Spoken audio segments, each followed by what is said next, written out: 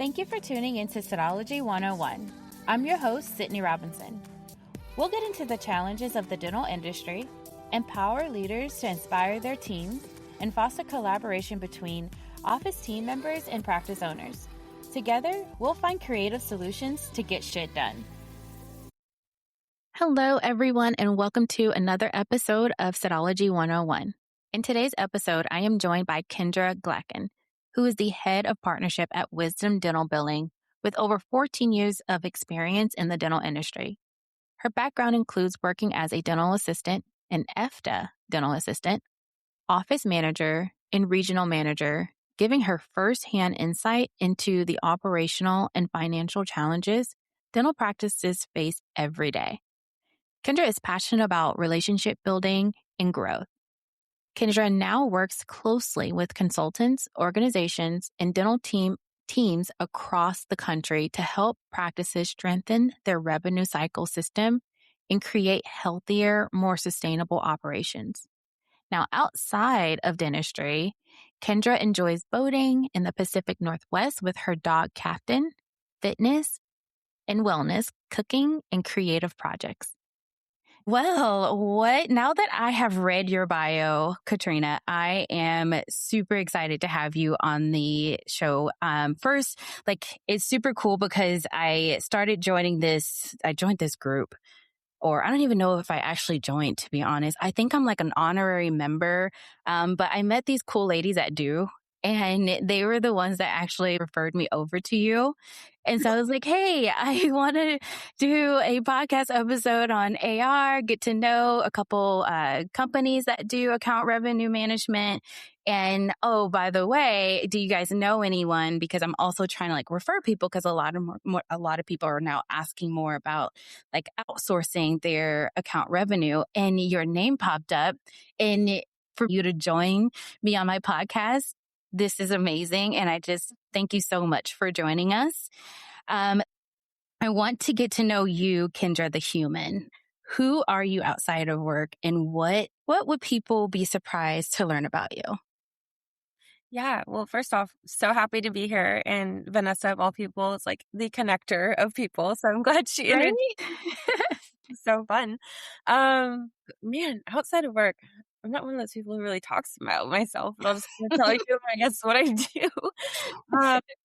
Really, outside of work, I'm just one of those people who likes connection and being present. And that's kind of everything. So when people ask me, what's your hobby or what do you do? It's like, I don't know, anything that sounds fun. I'm very spontaneous. I don't plan my days necessarily outside of work.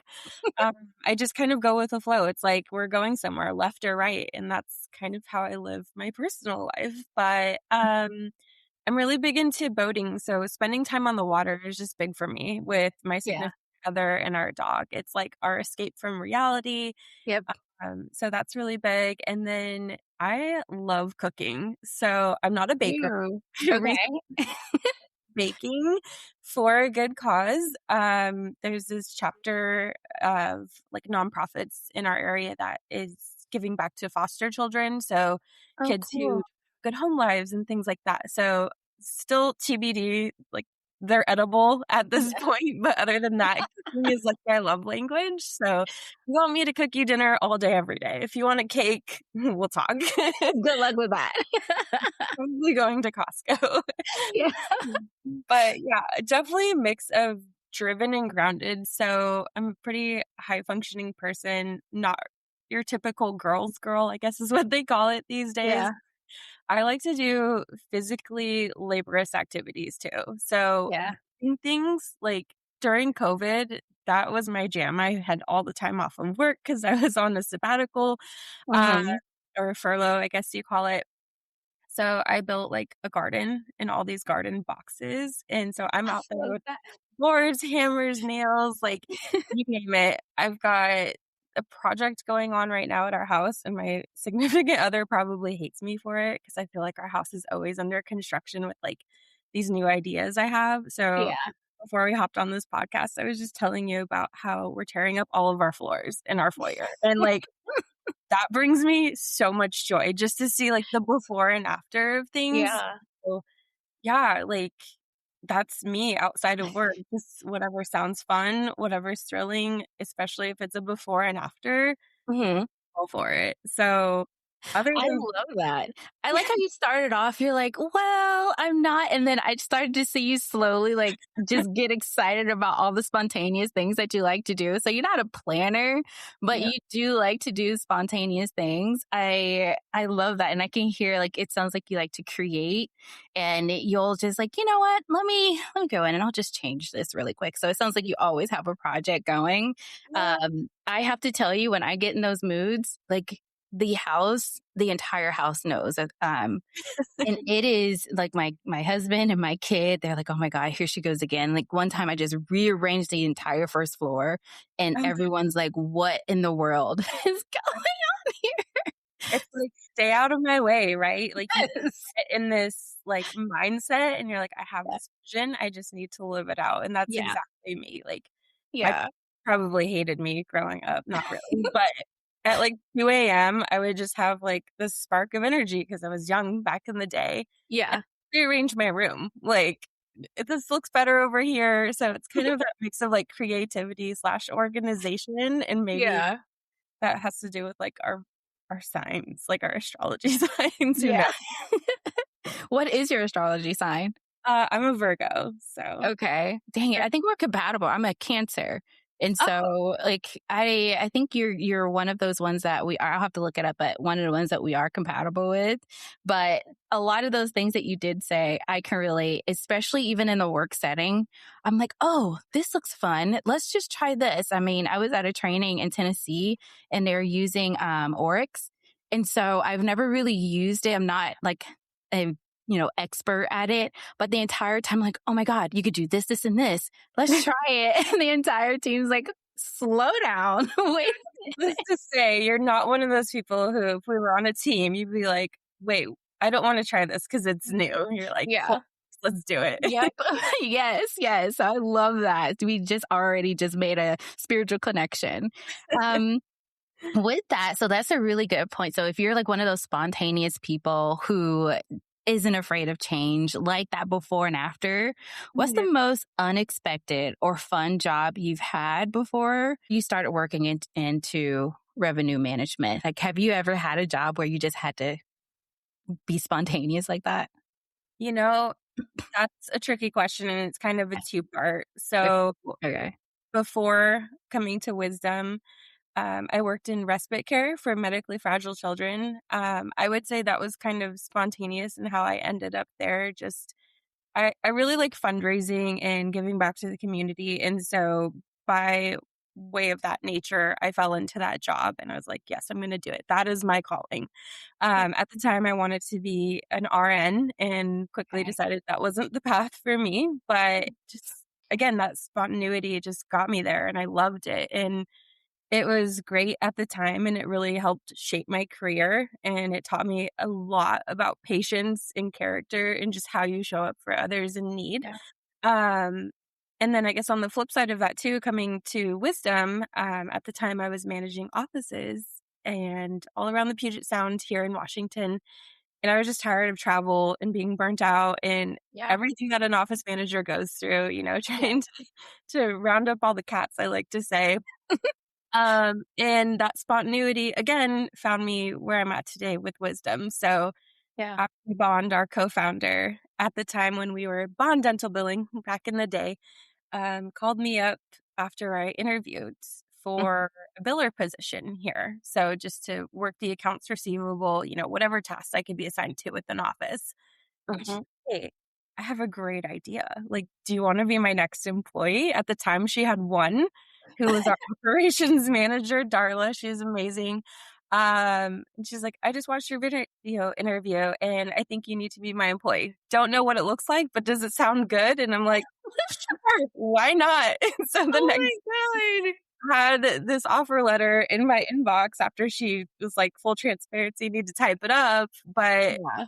again, it's just like sometimes you just have to trust your gut and be spontaneous versus plan your life and be disappointed when the results don't go how you expected. So, Yes. Oh my God, girl, we are soul sisters. There's been this like the whole journey that you just mapped out. Like I wanted to be an RN, then you do it sounds like you do a lot of like community work working with children, it sounds like. So you have like that passion as well. And so then you're like, then I got this unexpected job offer and here I am today and just loving it, living life. yeah. I love that. And I like what you said about trusting your gut because some people don't really move. They get like caught up in their comfort zone or they get caught up in like, well, I know so many people that are in jobs, whether it's dentistry or finances, whatever it is, and they hate it or they've been there for years and they're just like, well, I don't really know what else to do. And those people, i.e. my husband, is miserable, like miserable. Yesterday he goes, oh my God, it's Monday. I go, it's Monday. I get to do this, and this. Fresh start to the week. Come on. Yeah, like, what do you mean it's Monday? It's a great day. Like, what's wrong with you?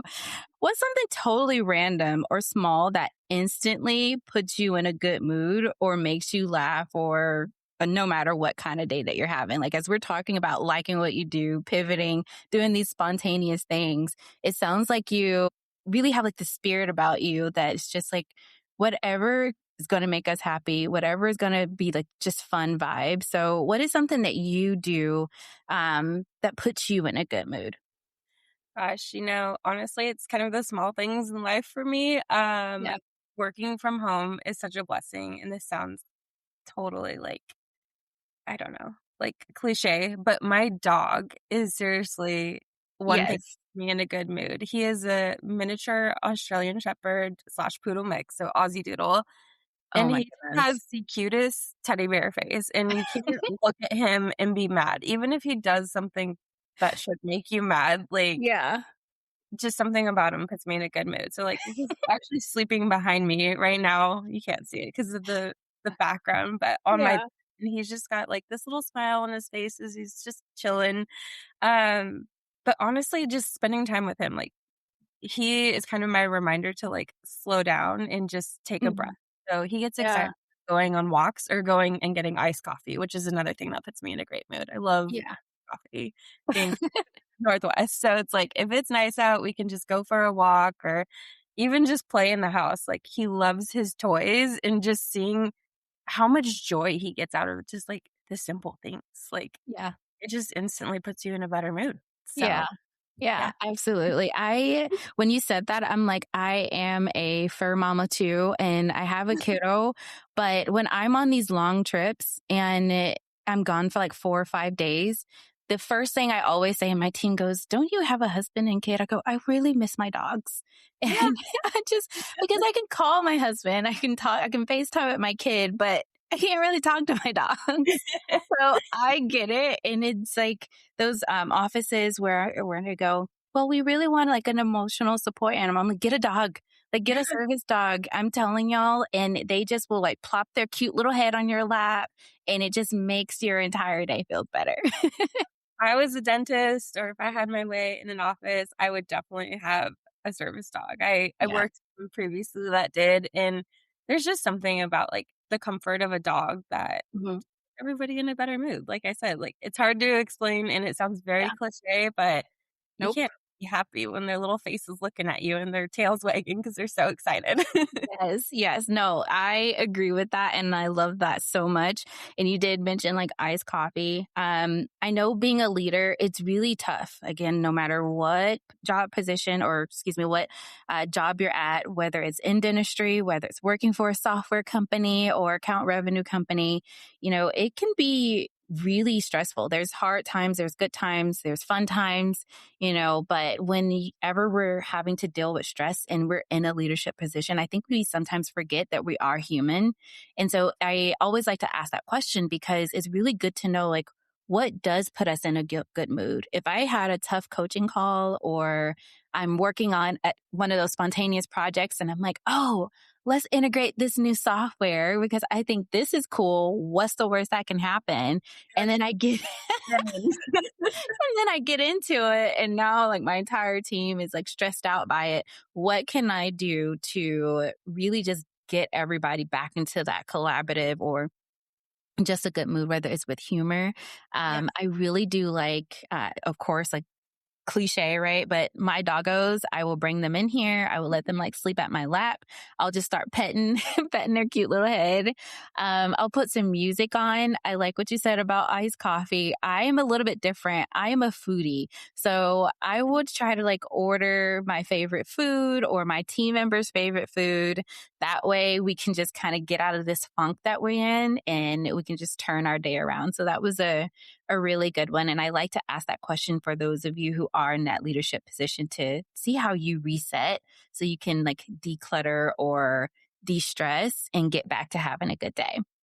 So next question, which is a really good one that I always find interesting is what is a leadership lesson you've learned in your journey that you didn't expect, but now you live by? You mentioned that you were an office manager before and you were herding the cats. And I know you have this position now with Wisdom, but before you were an office manager, um, what was a lesson that you learned and now that you just implement it even to this day?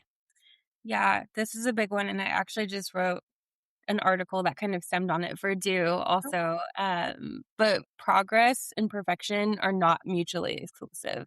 Ooh, girlfriend. As a Virgo, that was like the hardest pill to swallow because I am such a perfectionist in Yeah. everything that I do. Like, I don't hire a house cleaner because nobody's going to clean my house to like my standards.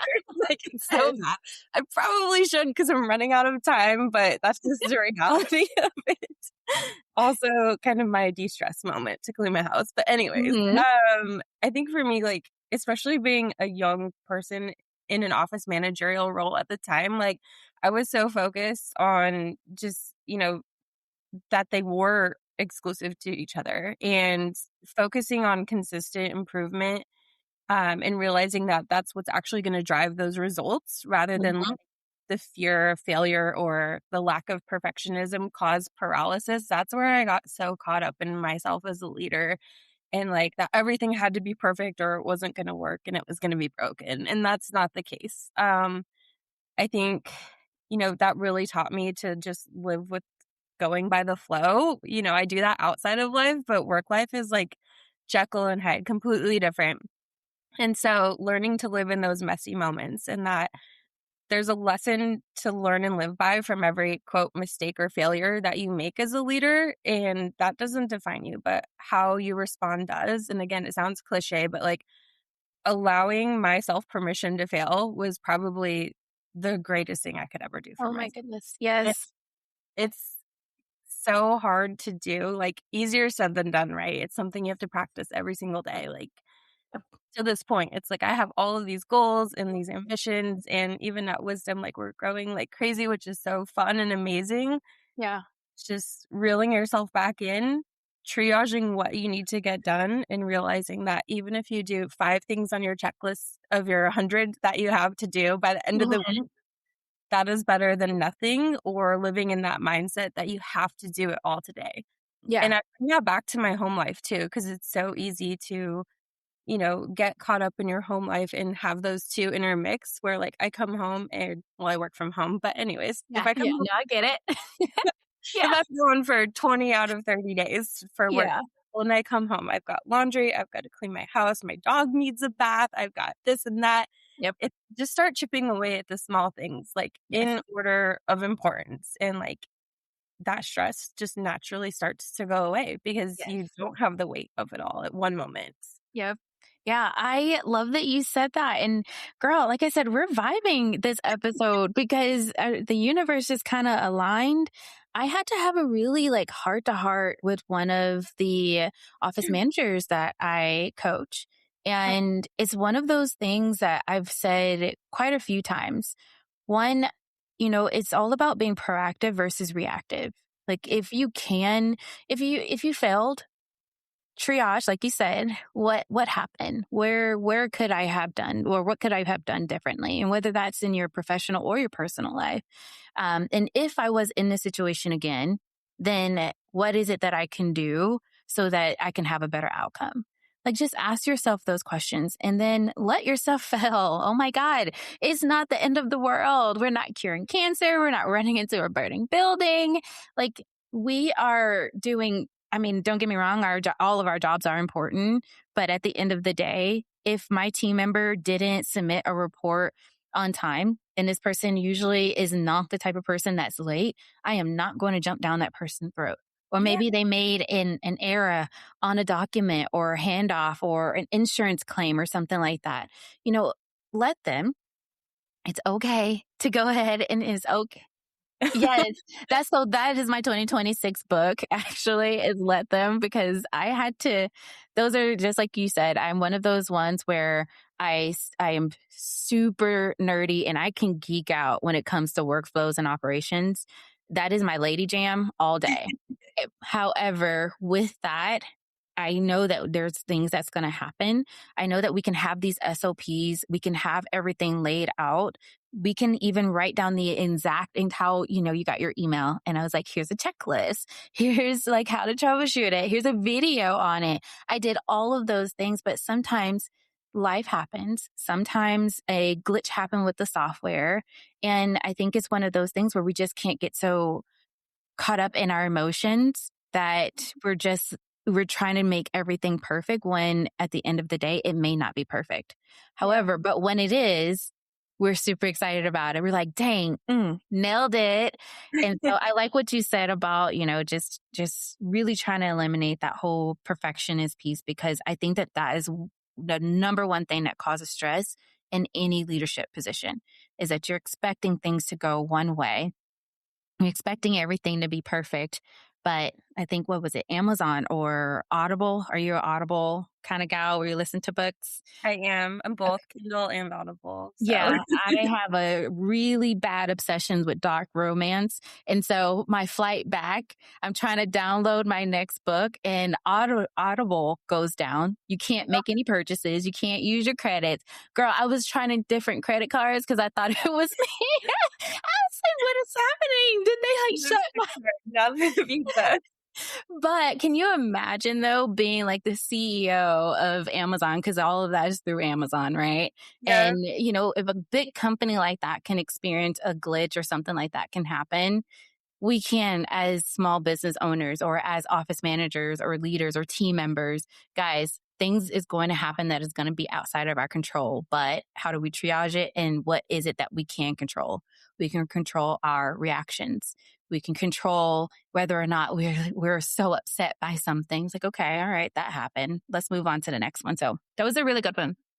Now, okay, let's circle back, because we mentioned wisdom quite a few times. For those listeners who may not know, what exactly is wisdom, and how do you personally support the dental practices through revenue cycle management? Yeah. So at our core, wisdom helps dental practices get paid. So we kind of remove the chaos that normally comes with insurance billing. We handle everything from clean claim submission, insurance aging follow up, patient balance or aging follow up, Mm, and insurance verification. So I like to say, from the time the patient's ready to walk through the door, having mhm, that appointment readiness, to the time you're chasing them down for their balances after they leave, and everything in between. So mm, all of the AR outsourced. But more than that, we help bring like structure and visibility into the practice's financial side of things. mm. Um, Personally, where I sit in the company is partnerships. So I'm kind of at the intersection of partnerships and growth. So I work primarily with consultants, study clubs, dental organizations, people within the industry, like Vanessa, who you mentioned earlier from Do, Yeah. kind of identifying gaps between the offices and organizations or people they work with, Mm. and implementing that solution, which is our revenue cycle management, and connecting them with wisdom and letting them know that there are solutions out there that can help them move the needle in their RCM or billing process, for people who aren't familiar with that acronym. Yeah. Um, so yeah, it's really accounts management behind the scenes so that they have that predictability and their teams can focus on the patient care. And Yeah. like you said, if they have a bad day or something goes wrong, they have the space to breathe versus worry about chasing down a $68 Profi payment from Oh my insurance God. for Yeah. 2 hours. Yes. I see that a lot. Just the entire journey that you just mapped out from insurance verification Mhm. to submitting claims to getting those claims paid by insurances. And then, of course, that patient side of hunting down the money. You'll, there are offices out there. First, I'm going to say this for those of you that are listening. And then, Kendra, I just want to get like a shot of your reaction of this that don't verify insurance. Yes, it's not surprising, and I can't remember who I was having this conversation the other day, but even offices that don't really work the AR, and was looking at one report that a doctor had pulled while I was on a call, helping just go through a little more in depth than what our normal people would be looking for on a sales call, and Mhm. all the claims had been batched, some had been sent, but, like, the saddest notes afterwards and, like, their AR was over $1,000,000 and it was a single provider. Oh, no. Like, breaks my heart to see Yes. the offices will just continue to tread water Yeah. and that they're gonna get somewhere when they don't really have, like, the swimming knowledge, like, they've never been taught how to, Yeah. or, they just don't have those processes, and they're just flying by the seat of their pants every day. So, Yeah. that's And the unfortunate reality. and those are those offices, now on the business side, that calls that I'll get where the doctor's like, "Sid, I'm not paying myself. Right. I'm trying to make payroll." And then, you said something just a moment ago, and I want to make sure that I say this for the record. There are a lot of people that don't even know what RCM stands for. And Mhm. so, when I was hosting, I was like, I have to say like AR, insurance, patient billing.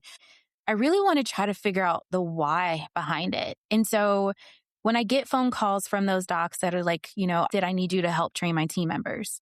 I need it's the phones or it's us converting. Sometimes it's going back to it. You may be getting those patients in, but if you're not really, doing the foundational work to get insurance verified, find out whether or not a patient even has insurance, first off. And We're just like, come on in, we'll see you.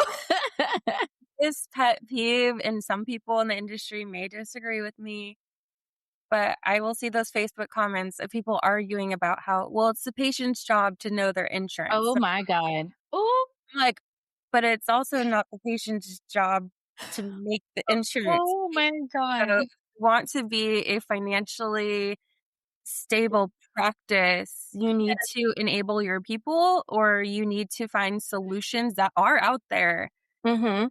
to make your revenue cycle management easier and more predictable. You should Yeah. not be operating on guesswork because No. 9 out of 10 of those patients don't know their insurance. And the ones who do are going to be the stickier ones who will question every single thing that comes back on the EOB. Like, Yes. educate your patients. It does not take that long. Yes, IV sucks. And Yeah. I would say that, candidly. It's a lot of time, but it's gonna save you even more time in the long run. So, Yeah. my So, both of us have worked in a dental practice. And again, I think this topic, whether you're in dentistry, you're in a medical, you're ophthalmologist, whatever office you work for, I think that I think I have an understanding coming, being someone that actually was a team member that used to do insurance billing. But I want to get from your perspective, why do you think it is that a lot of team members or office managers don't pay attention to their account revenue cycle? That's a great question. I think it's kind of a mix of either the lack of knowledge, because I feel like in dentistry, a lot of times you're thrown into that position. Like, Mm, most of us could say, like, yeah, we were an assistant or a sterile tech at one time, and we lost a team member and we had nobody at the front to answer phones. So I just ended up there and I got stuck, yeah, or ended up liking it, and that's why I'm here. yeah, And so trying to learn on the job, there's such complexities to insurance. Like, I make sure to do CEs and just follow everything I can, like from Teresa Duncan or all those powerhouses in the dental billing a good industry. one. Yeah. because I don't know it all, and even when I think I might have a grasp on it, something changes. So it's Mhm. the that coupled with the lack of time when Yeah. you're focused on cleaning the toilets or you have a a front team member or even clinical who calls out and now you've got to rearrange your schedule again. You're kind of operating at the mercy of the fire that's in the moment. Naturally, with your insurance aging being a report that you look at, it's Mhm. not something that's there just smack dab in front of your face like a patient is, so it kind of falls to the wayside, and that's the unfortunate reality, is that Yeah. it is something that's on your checklist to do, but it's not something staring you dead in the face to Yeah. where you can't make it through the day to 5 o'clock. Yeah. I think that you nailed it. Time, education, and priority. Some Yeah. people, there's still a lot of dental practices that only have one admin team member. Also, for Okay. those of first time listeners, admin team is our front office. Sydney is trying to eradicate front office because they're actual people. They have job titles. Okay, now continue. But that's But good. yes, yes. But our admin team members, you'll find that you have one person. And I had a doctor, he was like, well, Sydney, I really want your help with getting her trained up. I feel like she could do a lot better. We're missing phone calls. And so when I got the complete demographics of the practice, I go, okay, so what's your plan in the next 3 months? Are you hiring? Tell me a little bit more. And he's like, no, why would I hire? I'm overstaffed. Oh, okay. All Oh, right. Well, here we go. How open are you to either outsourcing some of these things, bringing in a third party like Wisdom, or those type of conversations that I have a lot with our practice owners.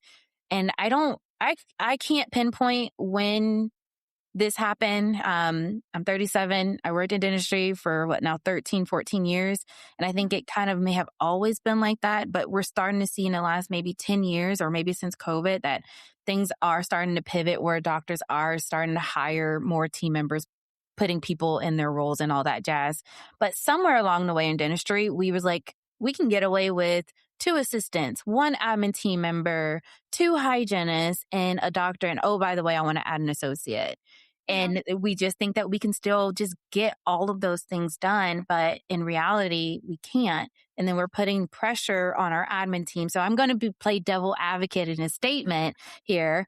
As shocked as I am that some offices do not verify insurance based off of what you said, Kendra, time, priority, education, I do understand that there are limitations of why people aren't. And one of those is like that example. So um, when you find that people don't have, education and they're not really sure, you know, what they should be looking at when it comes to account revenue management, what is some helpful tips that like your top three that you would advise someone who's like, I'm just here so I don't get fired? Yeah. Um, and I'm just thinking back to me as an office manager when I was doing the billing, like, eh, whether you batch your claims and send them at the end of the day or you do it as patients are checking out, make sure Mhm, it's intentional. Don't just say, like, I'll get to it when I can. Like, mhm, have a plan. So for me, I would always batch my hygiene and send those claims as they checked out because mhm. I knew and trusted my team. We had this great workflow. So for those of you listening, if you don't trust it, then don't do it because a corrected claim after the fact is so much harder. But Yeah. those are typically the easier claims to send unless it's an SRP, right? Mhm. But just make sure you have all the information. And then again, set up that intentional workflow. That worked well for me because my hygienists were on it. They knew exactly what was expected. They knew what they needed to get the claim paid, that I also needed to send it. And that resolved like half of my schedule because we had Yeah. 5 hygienists. So at the end of the day, I only had my doctor's claims to send. Yeah. So I kind of always live by this motto of like, set yourself up for success or to be your best friend later. And that was me being my best friend later. It was like I got through all of my hygiene. They were the most time consuming. Uh, Mhm. then I could do my doctor's. I would set aside time for my aging. So on Fridays, that was typically our admin day. I dedicated that just strictly to calling on insurance And I know Mhm. everybody has the luxury of an admin day. But Yeah. again, being intentional, planning time to do it. Otherwise, you've got this list of other things, so it's gonna get pushed aside because that's everybody's least favorite. Yeah. Um, so, like, coming back from lunch, or I would go in early and have my quiet time to prep. Last thing I would say is make sure your team is accountable. And if you're a team of one, that's a little bit different. But if you have a treatment coordinator that works with or under you or beside you, Mhm. empower them to help you. Like, you don't have to, again, hold on to it all. Like I said Yeah. earlier, just having that weight of everything on you, like, empower those people to help. So, split it in half if you need to, or, somebody work A through M and the other person work M through Z. Yeah. Um, it is a Yeah. team sport, and that's what we're really big on at Wisdom is that, it's okay to ask for help. Yeah. So, That's a really great one. For the office for that office that did only have one admin team member, and as you were mentioning, like, sending those claims, one of the things that she did struggle with was she waits till the end of the day or she waits till the next day to do them because, the team may have to add in their notes, or maybe they didn't set the appointment complete, or she will catch something and, like you said, corrective claim. Maybe they didn't add the buildup, or it was 3 services versus 2 services. And so she's like, well, I will wait. That way they can catch those and then I'll send those claims. Well, that's one of those things that she wouldn't even, then next thing you know, it's like a week later, claims still aren't sent because something wasn't done. And I always tell everybody on a team, whether you're a TC, dental assistant, or you're the office manager, peer to peer accountability is okay. It's okay to approach your, now there's a difference, people, and this is a whole different episode. We want non confrontational peer to peer accountability. That's the big difference, everybody. And I'll tell y'all about that in a later episode. But I think it's okay for you to go to your team member and say, hey, Kendra, I'm working on sending out all of the claims for all your patients. And I noticed that we had you, when you did your handoff to me, you mentioned that they did fluoride, but I didn't see it on the claim. Here's those patients that I marked. Can you have those done? And then give them a by when. When do you need it done by so that you can get it done and have them enter those? Because that's something that bogs down that person's time, is that now I feel like because it's my job, I have to be the one that goes in and correct it. But it's all of our jobs. We all, carry the weight of the entire practice, is not just on one person. So I like that you said those. Those are really great, great tips. Now, I know we're coming to a close, but I have a really good one here. And I think that you can really answer this and really help some of these offices. But let's say that you had to mentor a dental practice that's struggling with its billing. What is the first question you'll ask them to get to the root of the problem? oh, this is my favorite question. And Ooh. usually when I ask offices when I'm at a conference and they're like, what is wisdom? And, they're kind of curious about outsourcing. So I Yeah. usually ask them, well, do you know what your numbers are? Like, what do you mean, my numbers?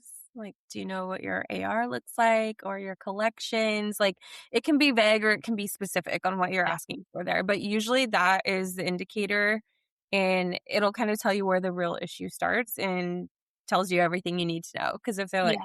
I don't know what you're talking about, Yes. like, Yeah. okay, you're just in survival mode at this point in time. Like, you're Yes. living day by day, and your AR report is probably a reflection of that, or your collections are a Yep. reflection of that. So, um, yeah, I usually start there, and then we can unpack whatever it is. Is it a process issue? Is it a Mhm. people or a staffing issue like we were just talking about? Mhm. Visibility issue? Like, what is the core roots of the problem and how to Mhm. fix it? But unless we know the numbers, then we don't know where to start. You gotta Yeah. take it at its whole, dissect it, and work backwards. Yep. Otherwise, you know, it's hard to fix. And Yes. you gotta create that buy-in with the team members that those numbers are important. They should be excited about having 100% collections. That's amazing. Like, if they're Yeah. 8%, that's industry standard excellent, but 100% is, like, superior. So, Right. get Yeah. I love that you said that, and that is, girl, my lady jam, and you just spoke my entire love language because your data tells a story. Your numbers tell a story. And if we don't know what those numbers are, we have no idea what the root cause of what's happening in the office. And it's going to go back to what you said, those challenges that you see is education. So being able to really read those numbers, understand them so that you can let that paint the picture. I am a huge sports gal, huge, like super competitive. And so me and my kiddo was sitting down watching the combine, NFL combine for yeah. And so we're just watching like the numbers as they're doing their drills or whatnot. And I'm like, oh my God, he got first place. And my kid goes, well, they're all really good. And I'm like, okay, but did you not see him run a 4.47? Like, no, this dude ran a 4.67. It's not as good as this one, right? But Yes, he's like, those, excessive. yeah, yeah.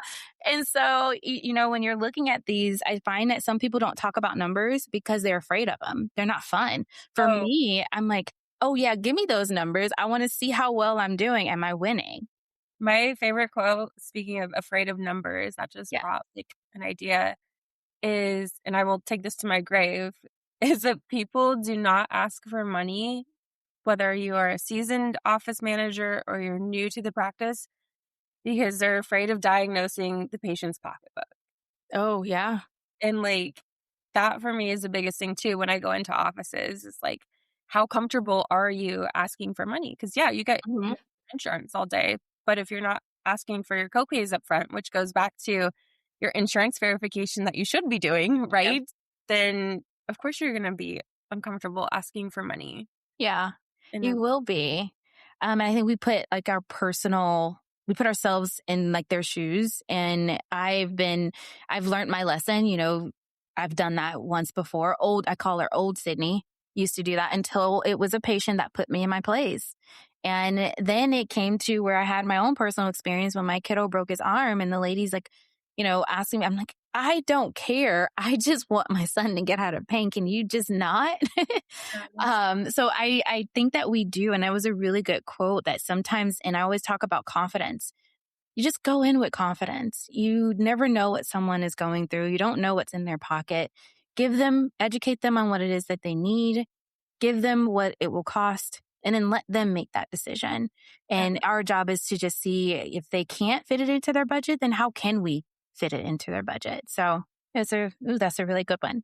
Okay. well, I'm going to hit you with one. Oh, let me oh, hit you with one really good one. What's the biggest mistake you see a dental practice making when it comes to their billing or revenue?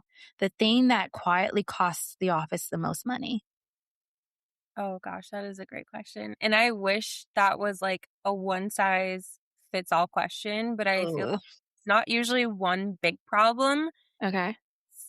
It's like the small gaps that compound over time. Okay. So that's where you're missing out on hundreds of thousands of dollars, right? You're inconsistent with how you're following up. You're not verifying your insurance before a Mhm. patient. You're not asking for the money. You're assuming that, me, Kendra, is doing one thing and maybe you, Sydney, are, in the Mhm. office with me. And it's kind of that bypasser syndrome, like, oh, Sydney will Oh, take it or yeah. this person will do it. There's no accountability when there's not one person who is like in charge or tasked with overseeing that department, quote Yeah. unquote, or so to speak. So it's like make sure you have a person in charge. Make sure that they are, responsible for overseeing it and the progress Mhm. or KPIs.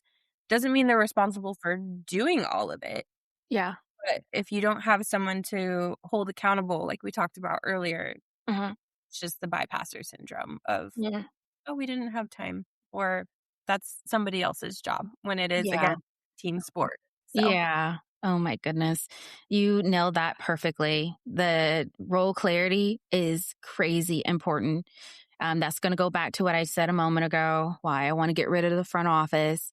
Because when I ask that question, they're like, oh, my front office take care of that. Oh, great. Who's your front office? And they're like, well, Kendra, Sydney, Julia, Esty. Okay. So which one of them handles? It's like, I don't really know how else to ask this question. I was like, well, we all do it together. And then next thing you know, it's like, I thought that Kendra did it. Kendra thought that I did it. So you nailed that perfectly. And I think that is a really good one. When you ask them to, write down a list of what they actually do day to day, you'd be Mhm. surprised how many people can't. Yeah. Because Oh, like, girl. I'm just in survival mode. I'm answering the things. It's like, I don't really know. I just show up. Yes. We're Marshawn lynching it. I'm just here so I don't get fined. Yeah. Oh my goodness. Okay, last one. I am really big on behavioral science and neurodiversity. And mainly it's because I have ADHD and I did mention, earlier I'm dyslexic, but when it comes to account revenue cycles and doing their AR, I find that some people may not know, be a Sydney when they don't even know that they have ADHD. But if you was talking to someone who gets distracted really easily, who has a lot coming their way, or they just have, like you said, the one office that had like over $1 million in account revenue, that like, money that just leaving on a table. For Mhm. someone who gets distracted, what will be some advice that you'll give someone like myself to really organize and where to get started? Ooh, that's a good question. I am really big on breaking things down into bite-sized pieces. So even like when I was doing onboarding with Wisdom, right? Where Mhm. I'm meeting with office managers or doctors and I'm presenting this problem, if you will, that they're Mhm. already aware that they have. And they're like, we don't know where to start. Or even our revenue specialists, for example, like Yeah. as a major here at Wisdom, if I were to take on an office with $1 million, like, yeah, it kind of creates paralysis because it's Yeah. again weight of everything and feeling like it needs to be fixed overnight when the reality is it's not. But yeah, my biggest piece of advice is again, and it's so cliche, but break it down into bite-sized pieces. Triage Yeah. what's most important. Where do I need to start? And start breaking it down backwards. I'm a little bit dyslexic too, in the fact that I can't really see the outcome of something unless I Mhm. know big picture. So if I Yes. know what my end all be all goal is, and I can see that and break it down to Yeah. the structure and the foundation of where it started, then I can fix it or have a clear path forward of like how to prevent that again. So, Yeah. taking that 90 plus days of insurance or those 120 plus day old claims, depending on how your practice management software breaks it out, Mhm. starting there because that's your most important and then work backwards. You don't need to tackle everything over 30 days past due tomorrow. Like that Yeah. is impossible. Uh, Yeah. it can be done, but bite-sized pieces. Yeah. Like go through and choose your highest dollar claims. Like make sure you get those paid first Mhm. and then focus on the $5. Like, Yeah. where is that return on your effort going to be? And I think that part of that too comes from nursing, like triaging what's most Yeah. important. Do you have someone over here with the flu in the emergency room who's sick, or do you have someone who just came in and their hands like falling off? Because Right. They're bleeding out. May code in a minute. Yeah.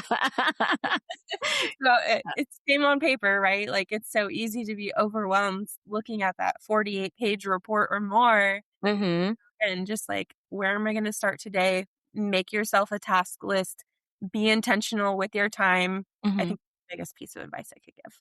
Those are perfect, and I like that you're using those words. So fun fact, I changed my major like 3 times when I was in college, or technically 4, and I did wanna be a NICU nurse. So I love that you're using words like triage because I got all the way through my clinicals and was like, I hate this." Oh, we are definitely soul sisters then. Yes, Like, yep. yes. Okay, last, I wanna wrap this up with, when would someone come and say, "Okay, I need help. I am looking to wisdom. What type of office it would be the ideal people that usually come to you guys and hire you as a third party account revenue or revenue cycle management company?" Yeah, ideally, it's those offices that do recognize they're struggling with the AR and that they Mhm. don't have the time to dedicate because they're the one person at the front, or they are just so overwhelmed with the other tasks that they don't have time to sit on hold and to get these claims paid. So, I mean, honestly, again, being in that onboarding position, we kind of saw all different walks of life as far as people who need help. But I think the biggest thing for like our core group of customers is the people who want to see those intentional and predictable results with their AR, knowing that it's handled. That way they can focus on the fires and the day-to-day craziness that's in the office because it's inevitable, right? Like Yeah. the toilet's going to overflow. You're going to have an upset patient who takes up your time. Yes. So again, allow yourself that permission to have that space. Doesn't mean that you're failing as an office manager or a dentist. It's okay to ask for help and have that dedicated team behind the scenes. Yeah. So, I love it. If I wanted to refer someone to Wisdom, where would I send them? yeah, you could go to www.withwisdom.com or you can always email us, partners at With Wisdom, and we'll make sure to take care of them like they're our own family. We were built on a family business, so we're really big on that. I love that. Well, Kendra, this has been a really fun episode. I have definitely found a soul sister, and I think you and I are so relatable. We speak the same language, and I know our listeners will really enjoyed this. I think you gave some really good, helpful tips. Account revenue management, revenue cycle management is one of the biggest challenges in any office that you're working with, whether it's in construction or it's in, like I said, any medical office. A lot of people do use third parties like Wisdom. And so I think this was a really great episode. And so thank you so much for joining me. Yes, thank you for having me. This is great. You just tuned in to another episode of Setology 101. This episode is sponsored by Clarity. If you would like to learn more about live events, project management, leadership coaching, or team training, visit us at dentalteamclarity.com and make sure to follow us on Instagram at Setology 101.